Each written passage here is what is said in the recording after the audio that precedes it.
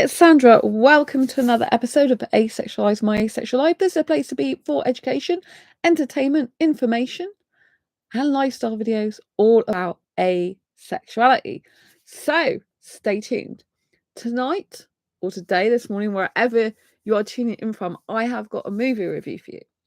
So we're going to be discussing The Secret Society of Second Born Royals.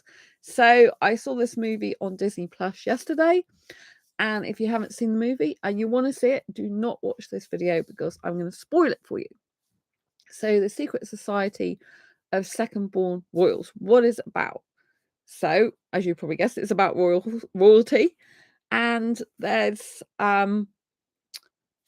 two sisters. One's called Sam, one's called Eleanor, and their mother is called Catherine. And Eleanor is to succeed their mother on her 18th birthday and become the queen, if you like. And that's when Eleanor turns 18. Now, Sam is the rebellious princess. So Eleanor's a typical princess, like everything's got to be perfect, all her hair, pretty little dresses, everything's got to be pristine and princess like, if you know what I mean. Whereas Sam is the rebellious princess who doesn't really want to be a princess. She's against the monarchy, and she performs like in a rock band with her friend Mike on the streets as like a rebellious thing against the monarchy. And what happens is she's at a concert with her friend Mike, and then all of a sudden she ends up realizing she's got these sensors where she can hear all the different noises at once, and it's like she's got extra sensory perception or something. So this lands her in trouble because the fire sprinklers go off while she has one of these sensory moments, sensory overload moments, if you like, and her and Mike end up being in jail for the night.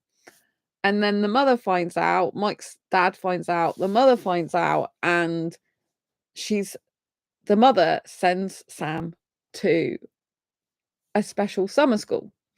Now, Sam just thinks she's going to an ordinary summer school because she's been misbehaving, but what she doesn't realize is it's a special place for those who are second born royals with superpowers. So when Sam gets there, the mentor, who's basically like the teacher there, plus three or four other people, I think it is. There's two other girls and there's two guys have superpowers, but they don't know it when they first go there.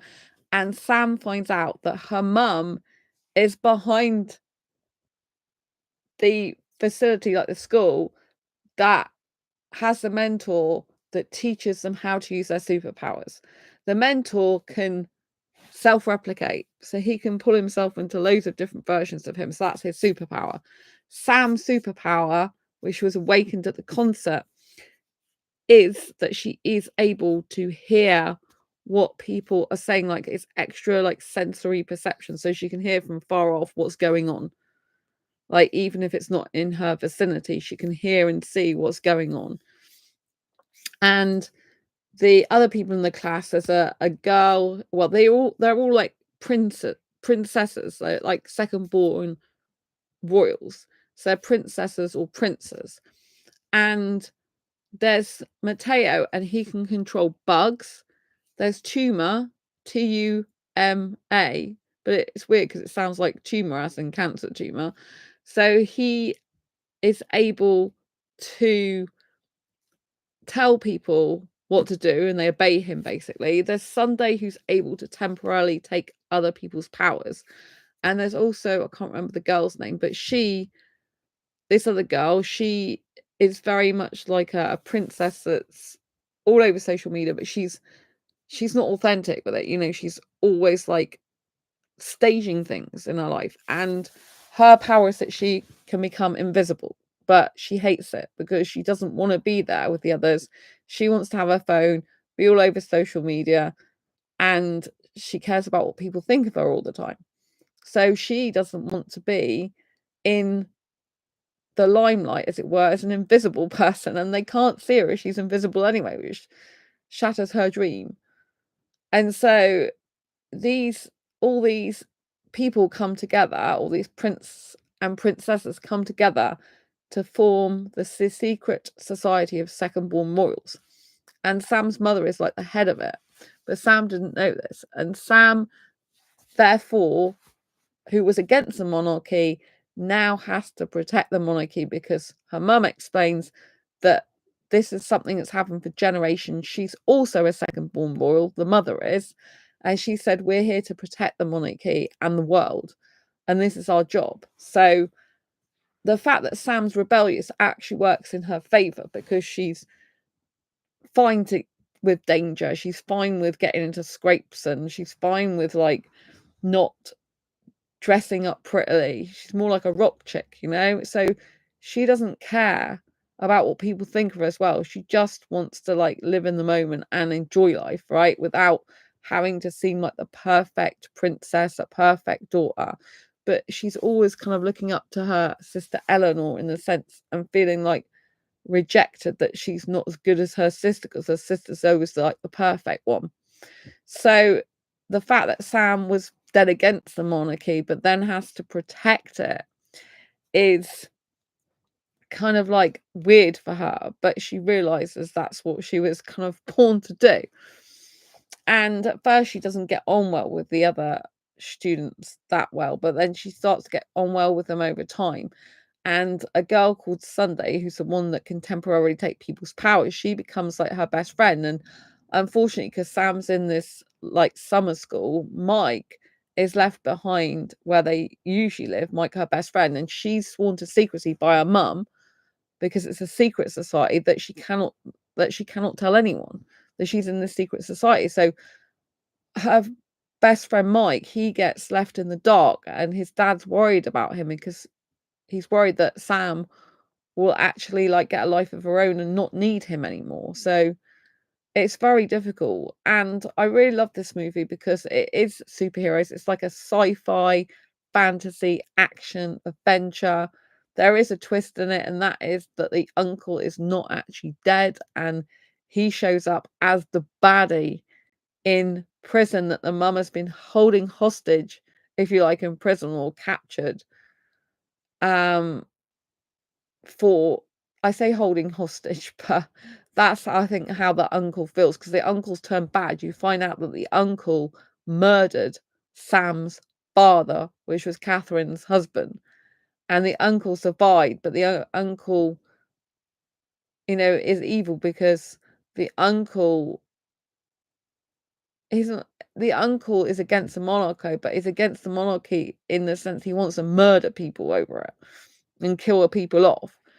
So Sam and her superhero friends have to save the monarchy, and Sam's sister, who she usually doesn't get on well with, has to save their life from this guy who's Sam's actual blood uncle. But Sam's blood uncle killed Sam's dad, and that's why the mother put the uncle in prison, because he got greedy with his powers and he didn't want to use them for good anymore.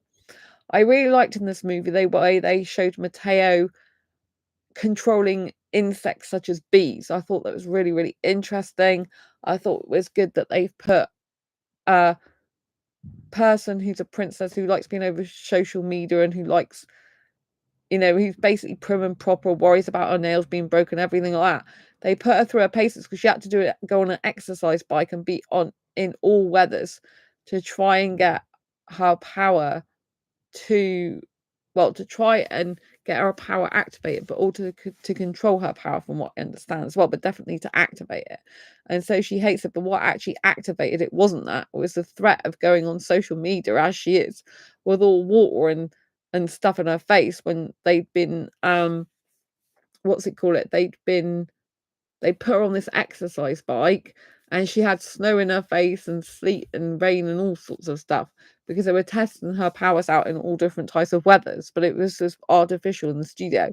And so the mentor got her phone out because the phones had been banned, although Sam had a second phone that she was texting her mate on, Mike, and so he gave her her phone back and then pretended she was about to go live, and then she got her invisible powers because they were trying to get her invisible powers to activate by going on this exercise bike.